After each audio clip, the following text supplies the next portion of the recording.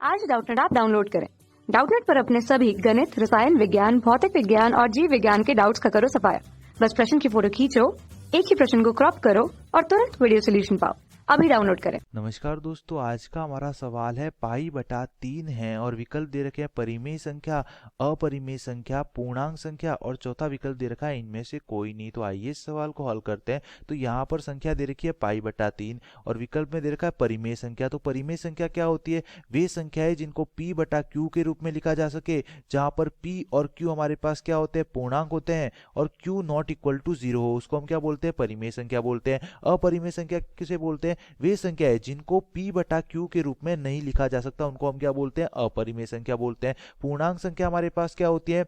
Minus अनंत से लेकर -2, -1, 0, plus का 1, प्लस का 2 और प्लस के अनंत तक, ये सारी हमारे पास क्या आ जाएगा? पूर्णांक संख्याओं का समुच्चय आ जाएगा। तो पाई बटा 3 है तो सबसे पहले हम जानते हैं कि जो पाई होती है हमारे पास वो क्या होती है? अपरिमेय संख्या। पाई हमारे पास अपरिमेय संख्या होती है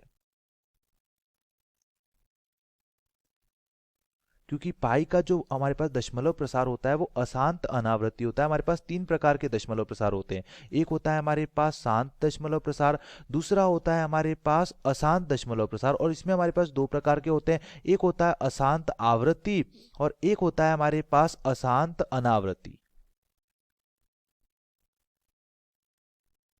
अब शांत और अशांत आवृत्ति ये दोनों तो हमारे पास क्या होते हैं?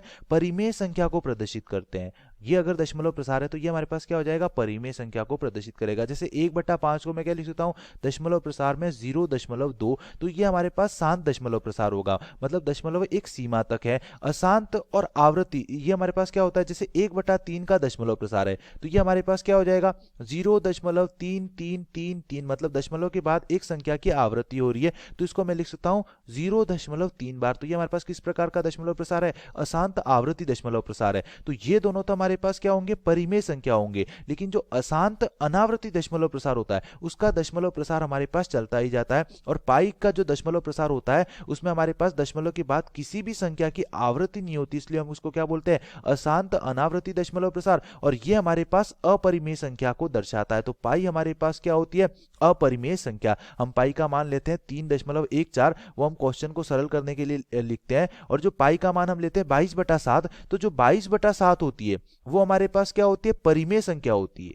22/7 परिमेय संख्या है, लेकिन पाई हमारे पास अपरिमेय संख्या, क्योंकि पाई की जो रियल डेफिनेशन होती है वो होती है, मान लो कोई वृत्त है जिसकी त्रिज्या r है, तो जो पाई होगा वो होगा उस वृत्त की परिधि तथा उस वृत्त के व्यास का अनुपात। ये हमारे पास क्या होती है? पाई की परिभाषा। और जो पाई का दशमलव प्रसार होता है वो अशांत अनावृत्ति होता है। तो पाई अपरिमेय संख्या है और किसी अपरिमेय संख्या में परिमेय संख्या का गुणा करने पर भी हमें क्या प्राप्त होती है? अपरिमेय संख्या ही प्राप्त होती है। तो पाई बटा 3 को मैं क्या लिख सकता हूं? पाई गुणा 1/3।